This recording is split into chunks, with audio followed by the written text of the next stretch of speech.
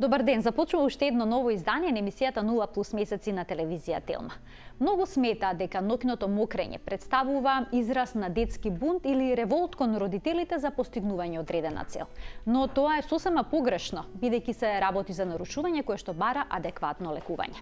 На тема ноќно мокрење кај деца денеска зборуваме со професор доктор Велибор Тасич, детски нефролог од Клиниката за детски болести во Скопје. Добре ни дојдовте повторно во емисијата. Добар ден, благодарам на поканата. Доктор Тасич, кога може да се каже дека се јавува проблемот со ноќно мокрење? За која возраст може да се каже дека повеќе не може да се толерира ноќното мокрење, бидејќи се случува прераното одвикнување од пелени кај децата да создаде ноќно мокрење, односно децата да се измочкаат во кревет на 2 или 3 години? Која е горната граница? Видите, тоа е нормално да се измочкаат на 2 и 3 година. Тоа е еден нормален процес на физиологија на зрење. Како што едно дете, една мала личност созрева, физички, тоа исто и психолошки и мокрењето како рефлекс, исто и како вршењето на голема нужда, е еден од најкомплексни, најтешки задачи кои што тоа мало дете, мало личност треба да го надмине. Видите, може да се каже некаде до 5-та, 6-та, 7-та година најголем процент на децата стануваат суви, што велиме ние континенти, и во тек на денот и во тек на ноќта. Све тоа зависи. Да кажеме, у Америка, каде што дечињава тргнуваат на школа со 5-та година, таму веќе после 5-та година проблем е ноќното мокрење. Кај нас децава тргнуваат на школа 6-та година и замислите едно мало детенце од 6 години кој ќе тргне на екскурзија, па има ноќно мокрење, ќе му направи многу голем проблем. Значи тоа е проблем и за детето и за фамилијата. Така да негде 6-та година е време кога треба да почне некаков третман на тоа ноќно мокрење. Кои се причините кои што најчесто доведуваат до ноќно мокрење? Дали генетскиот фактор е тука пресуден, клучен? Да. Секако дека генетскиот фактор е пресуден и најчест тип на ноќно мокрење што ние велиме е моносимптоматско ноќно мокрење. Тоа значи само еден единствен симптом, ноќно мокрење. Ништо друго. Тие деца се апсолутно здрави, немаат никакви невролошки проблеми, тие деца немаат уринарни инфекции, апсолутно здрави деца, еден единствен проблем само ноќно мокрење. И да, што велите генетски проблем. Так. Јас обично велам со дете кога разговарам, велам зошто дојдовте ради поплава, а кој имал поплава? И мама и тато, и тогаш префрлање мама, тато, да, ти, не и така натаму. Значи многу јасен генетски фактор кај таа примарна моносимптоматска енуреза. Така, ја најдов некои информации дека доколку овој проблем бил присутен кај еден од родителите, веројатноста дека ќе го има истиот проблем и детето е 40%, доколку и двајцата родители имале ноќно мокрење 75%. Тоа е навистина апсолутно сте во право. Голема веројатност. Да, голема веројатност. Кои се другите фактори кои што исто така може да придонесат за овој проблем? Што е со хормоналниот статус, со хормоналниот циклус? Да. Значи, проблемот на ноќно мокрење е многу сложен. Како што спомнавте, веќе спомнавме за тоа примарно ноќно мокрење, каде што постои генетски фактор, но постојат и некои секундарни причини. Што значи детето станало континентно, станало суво и одеднаш тоа дете пак почнува да мокри ноќе. Таму на прво место треба да видиме, треба да се бара мокрачна инфекција. Значи, многу деца при појава на мокрачна инфекција реагираат и покрај дневни симптоми и со ноќно мокрење. Понатаму некои многу поретки болести, како што е шеќерна болест кај детето, може еден подолг период да се манифестира со ноќно мокрење, значи да претходи на она тешка клиничка пројава на болеста само со еден единствен симптом на ноќно мокрење. Па понатаму некои бубрежни заболувања каде што имате голема продукција на урина, заради преоптовареност на мочниот меур, може да се манифестираат исто со ноќно мокрење. Значи, должност на педијатарот, на докторот кој што се грижи за детето е да ги исклучи, побара различни и за тие секундарни причини, ако детето претходно веќе било континентно, било суво, постигнало, значи, континентност, што велиме сувоча. Да. Така, имаме гледачна линија, да го вклучиме, па ќе продолжиме со разговорот. Добар ден, повелете кој се јавува. Добар ден, на телефон е Сања од Велес, поздрав од вас и до докторот. Не знам само колку докторот ќе се сети на мене. пред 25 години, кога имав 5 години, пошто сега веќе имам 30 години, имав рефлукс на десниот бубрек и докторот заедно со докторка Дафинка ми ја открија таа болест. Тогаш бев сепак мала со мајка ми, доаѓав кај нив и бев пратена на операција во Белград. Не знам колку докторот ќе се сети на мене на Сања од Велес. Така, предпоставувам дека ете пациент кој што е задоволен од вас, кој што сте му помогнале. Да, јас се извинјавам, тешко да се сетам моментот. Да, доколку постои уринарна инфекција, значи може да постои еден од симптомите и ночно мокрење. Така. Дали цврстата столица исто така може да биде причина за појава на ноќно мокрење кај децата? Да, исто така тие деца кои што имаат проблем и со столицата, може да имаат и проблем и со ночно мокрење секако. Така. Споминавте примарна и секундарна. Да. Енеуреза, ако не се лажам. Енуреза, така. Да.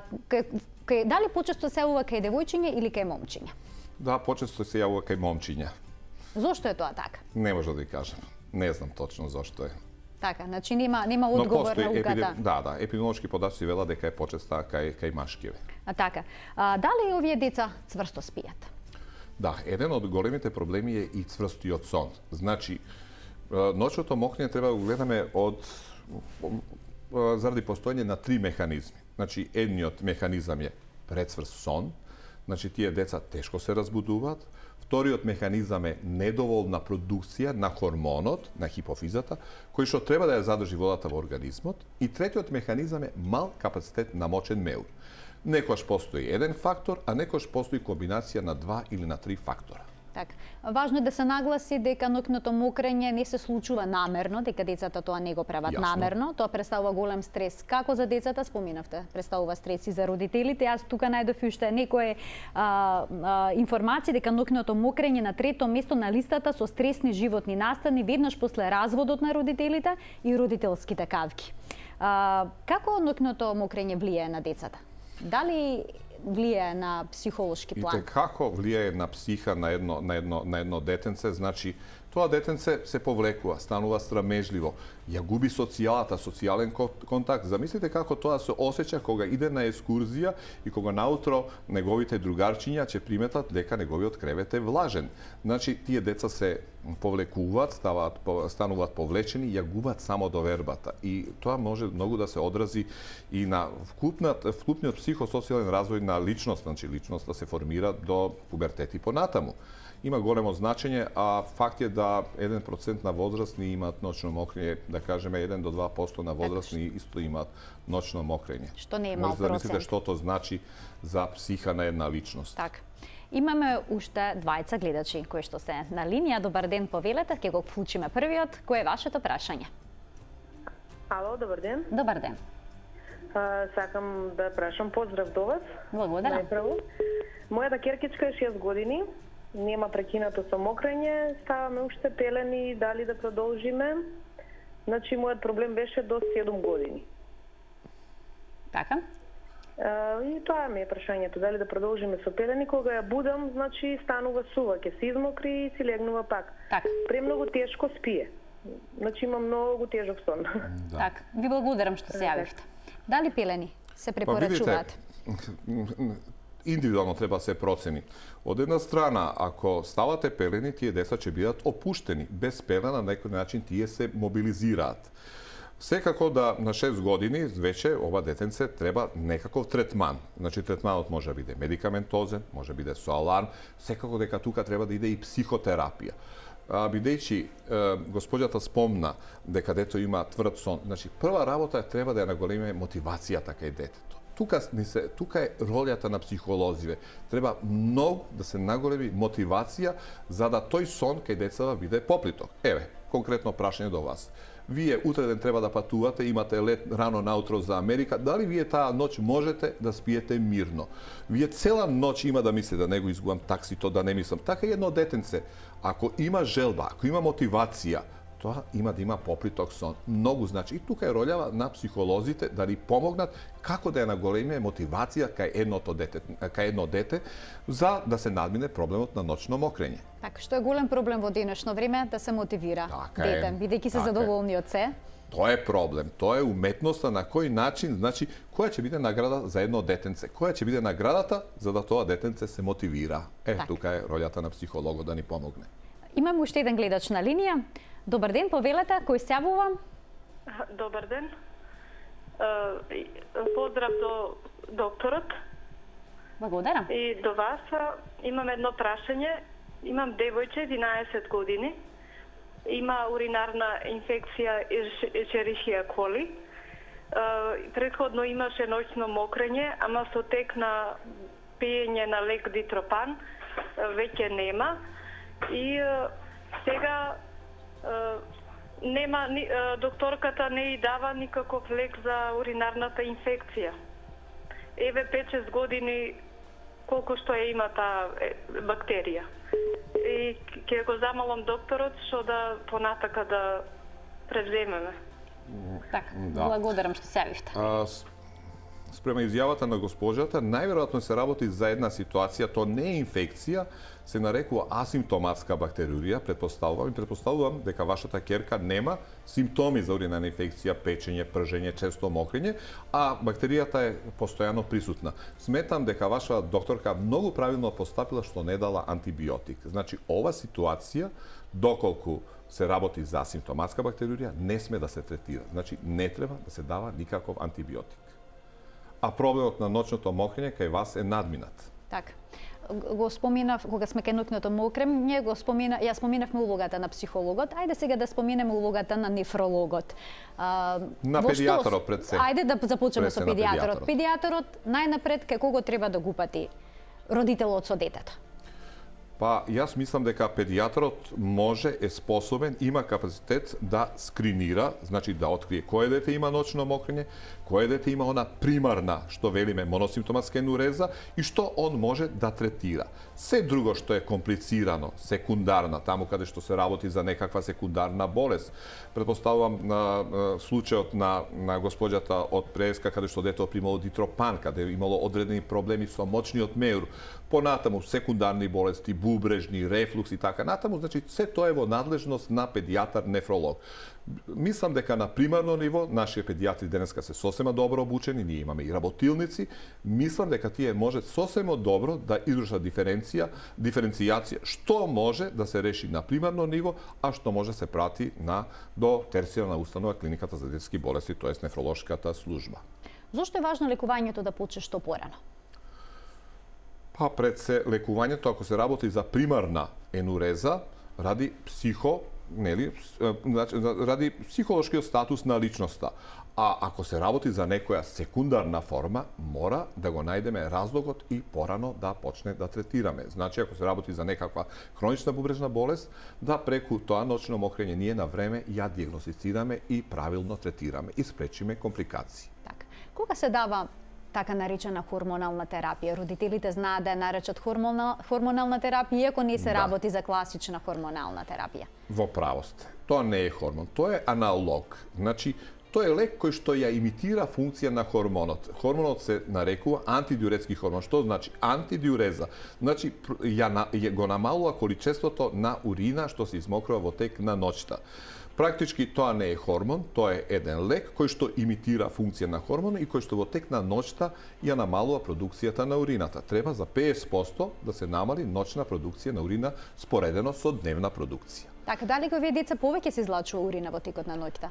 Да, практички не повеќе, али слично, да кажеме, на дневно излачување на урина. Кај нормални, кај здрави индивидуи, во тек на ноќта дури за 50% се намалува продукција на урината и тоа не го оптоварува ноќниот меур и ние немаме потреба да идеме до тоалет. И ако имате плюс и мал капацитет на ноќен меур, лесно доаѓа до она што ја велам пред детето и родителите, до поплава. Така. Да. И колку време најчесто трае лекувањето на овој начин?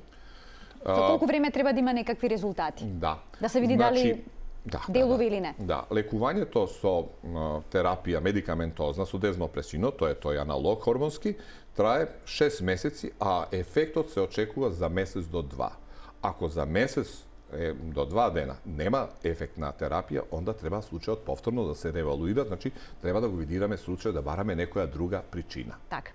Имаме уште 20 гледачи на линија, да ги вклучиме. Добар ден, повелете. Кој е на линија? Добар ден, дали се слушаме? Ден. Добар ден, ве слушаме, повелете. Имам керхичка 5 години. Сакам да прашам дали градинката е причина за ноќното мокрење. Така. Ви благодарам што се јавивте. Се случува често пати децата кои ќе почнат да одат во градинка да мократ навечер. Може ли тоа да е причина? Па да, то може биде некаков стрес. Секој стрес значи може да влие и кај дете кој што претходно постигнало континентност, сувост, нели? Значи секако да може ако постои стресогена ситуација. Треба си на тоа да се елиминира одредена стресогена ситуација. Така. Имам уште еден гледач на линија. Добар ден. Дали се слушаме? Не е повеќе на линија. Доктор Тасич, ве прашам на каков начин влијаат алармите во подобрувањето на оваа состојба? Ние тука имаме едно видео, ќе ги замолам од режија да го пуштат видеото, па ќе можеме и да го искоментираме во едно. Може. Така, значи зошто се употребуваат? Зошто се препорачуваат? Алармот е исто многу ефикасна терапија за ноќно мокрење. За жал, алармите кај нас на пазар ги нема и алармите се набавуваат од странство, главном од Германија, може евентуално од Турција, негде чинат околу 100 до 150 еура. Јас на времето успеав некако на хуманитарна база да набавам 2 аларма кои што беа дадени на фамилиите, ама не ни се вратија. Алармот делува на тој начин што многу едноставно се работи за електроди, за лепенки кои се ставаат у гачичкиве и штом детето почне да мокри, нели, урината има електролити, се воспоставува струјно коло и алармот тогаш создава јак звучен сигнал, значи едно пиштење или може да биде вибрација. Тоа го буди детето. На почетокот од третманот детето спие, се буди на крајот од алармот, како што одминува со ноќи, детево тогаш се намалува тој период на 2/3, на 1/3 и на крај комплетно се буди пред и да започне со актот на мокрење. Тој период ефикасност на алармот е негде потребен 8 до 12 недели. Значи, алармот е апсолутно безбеден, тоа не е лек, но од друга страна алармот ќе направи аларм на цела фамилија, значи ќе разбуди и брачињата, сестричињата и родителиве. Така. Се уште ги немам инсертите од алармот, мислам дека тука некаде би требало да бидат, но еве ние ќе продолжиме со разговорот, па кога ќе дојдат инсертите на ред ќе можеме да ги искоментираме. Дали родителите можат на некаков начин да му помогнат на детето кое што има ваков проблем со редуцирање на течност? Еве сега конкретно можевме да видиме инсерт како детето пие чаша млеко пред спиење. Дали треба да пие течности детето пред спиење? Не треба. Прва работа е, родителите велат и јас му давам на дето или бара. Значи, апсолутно треба да се редуцира внес на течности пред спиење. Барем 2 до 3 сата пред спиење да не се дава течности. Идеално е вечерниот оброк да биде 2 до 3 сата пред легнување, оброкот да биде лесен, да не биде тежок, да не биде многу солен, да не биде пресладок, за да дето нема потреба на пиење течности. Дето после 2 до 3 сата нели иде у кревет, се мокри пред идење у кревет, а ако треба, значи да добие лек, го добива лекот, а евентуално ако треба, ако има аларм, се вклучува алармот. Така. Дали исто така студот навечер може да предизвика ноќно мокрење? Дали треба детето да се затоплува навечер кога е студено? Па видите, од една страна студот може да направи да сонот на детето биде поплиток. Така. Од друга страна па претопла просторија и претопло може да го опушти детето. Значи нормални услови. Така. Нормални услови за спиење. Значи најважно да има нормални услови.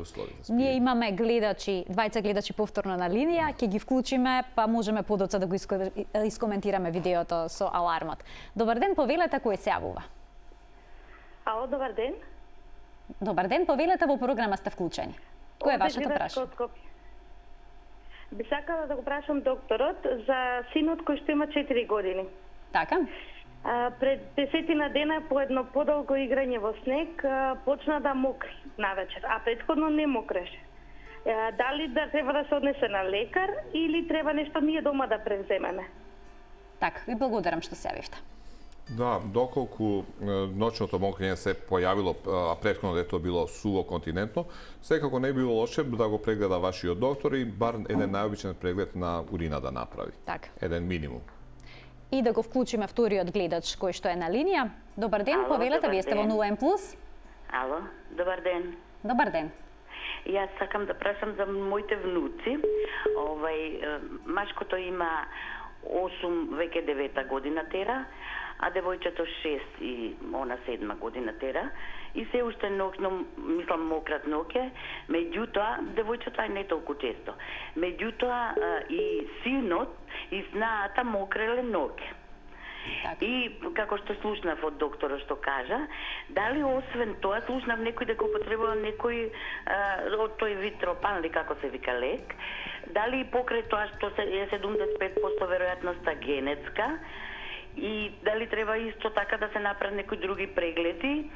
И друго сакам да кажам до кога ова треба да се, мислам, да се очекува да прекине, затоа што јас мислам дека мојот син прекина некаде во пубертетот кога го фати.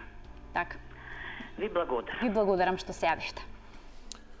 Па видите, некаков минимум би требало да се направи, значи педијатрот би требало да ги прегледа двете деца, да види дали се невролошки сосема здрави, би требало еден најобичен преглед на урина и ако не, би требало да се почне со некаков третман. Јас не се слагам да се чека пубертет за прекид на ноќно мокрење, тоа е тежок психолошки удар за едно детенце да се чека пубертет, тоа дете треба да иде на екскурзија, треба да се одели од фамилијата и апсолутно и еден настан, да кажем, у месецот, многу значи за психа на тоа детенце. Не би се сложил со госпоđава. Така, што порано се реши проблемот, толку подобро од психолошки аспект. Од психолошки аспект, така е. Дали вежбање на рефлексот за уринирање може да помогне во решавањето на овој проблем и може да објасниме што значи вежбање на рефлекс? Да, така е. Значи, како што спомнавме, 3 механизма, од кои за настанување на ноќно мокрење, она примарна енуреза, еден од механизмите и мал функционален капацитет на мочен меур. Значи, тие деца немаат соодветен капацитет, тоа е соодветен волумен на мочниот меур. Тие деца треба тоа да го вежбаат во тек на денот. Значи, на кој начин? Прва работа е да се процени каква е ситуација, една карта на мокрење, со тоа што, да кажеме, сабота недела, кога родители се дома, се зима една менсурка и детево мокри. Секоја урина се бележи волуменот. Така да кажеме, постојат некакви критериуми, јас да не ве замарам, колку милилитра треба максимално еден мочен меур, нели, да похрани. Така. Значи, треба родителот да види прво кои се актуелни можности и таа граница да се наголемува. Тоа е како оно, знаете, скакање у виз. Јас на родителот му велам на мензурката да стави цртка, да кажеме 120 мл со фломастер и детево се труди сега да ја држи урината за да измокри 120 мл. Па после, да кажеме, 2, 3, 4, 5 дена ќе се дигне на 140 мл и на тој начин детево го тренира мочниот меур за да го наголеми капацитетот на мочен меур, ал тоа не може у ден, 2, 3, значи треба индивидуално да се работи со секое дете, значи тоа може родителот дома, сабота, недела, кога се слободни, кои имаат време, да, тоа е тренинг на мочен меур, наголемување на капацитет на мочен меур и одолжување на тој период од едно до друго мокрење. Така, имаме гледач на линија. Добар ден, повелете. Во програма сте. Да прашам нешто? Повелете. За моето дете 8 годишно што се уште мокри. Така. Значи имате се уште проблем со ноќно мокрење кај вашето 8 годишно дете? Да, и 4 годишно детенце исто женско и тоа мокри. Така, дали... Ама многу ретко се случува. Така, сте биле до сега на педијатар? Не, на педијатар не сме биле, како мали да. Така. Ви благодарам што се јавивте. Да, 4-годишното детенце, оно веќе ќе воспостави, претпоставам бргу ќе воспостави контрола на ноќно мокрење, значи не треба се грижите, додека детето кој што има 8 години, апсолутно треба веќе да почнете со третман, треба да се јавите на вашиот педијатар. Така. Што со народните лекови? На интернет има навистина многу рецепти. Ајдучка треба лист од бреза, кантарион, коре од врба, па и колачиња, да се здроби 20 грама семе од коприва, па да се помеша со ржано брашно, па мед, да се додаде, да се јадат тие колачиња секој ден пред спиење. За жал, нема никакво стручно и научно објаснување за такво нешто. Ако тоа има психолошки ефект, така. Ако тоа на некој начин ја мотивира фамилијата, може оно што велиме у медицина плацебо ефект. Така. Инаку, никакво семе од коприва, тоа нема никакво стручно и научно објаснување. Значи, оној може и психолошки ефект. Доколку има корист од тоа, па може да се проба, така. Психолошки. Што е со ласерската стимулација на акупунктурни точки? Па, видите, јас не сум експерт за акупунктура, ниту познавам. Се користи во третман на ноќно мокрење, но сметам дека и тука има оној психолошки ефекти. Значи, постои она мотивација, фамилијата, детето идат на тие третмани и тоа веќе ве мотивира. А каква е реакцијата на родителите на овој проблем? Со што се соочувате еве кога ќе дојдат пациенти кај вас? Дали родителите многу стресно го доживуваат сето ова? Па зависи. Различно реагираат родителиве, различно реагираат и децава. Секако дека постои желба да се помогне и прва и основна работа треба постои соработка. Соработка помеѓу докторот, примарниот педијатар или евентуално клинички педијатар, родителите и детето. Значи, тој триаголник треба да функционира. Така, и сосема на крај можеме да сумираме дека предпоставам родителите кои што имаат дете со оваков проблем да се јават што е можно порано на педијатар и да го решат проблемот што е можно порано. Па да кажеме 5-та, 6-та, 7-та година, тука треба да почне решавање на овој проблем. Така. Ви благодарам што бевте дел од Нула Плюс. Се надевам дека ќе се видиме повторно кога ќе зборуваме на некоја друга тема поврзана со нефрологијата. Благодарам на поканата. Ви благодарам и вам што бевте дел од емисијата. Ние се гледаме повторно утре кога ќе зборуваме за грипот и малите деца и како да постапите во момент кога бебето има висока температура и не можете да ја симнете. До гледање.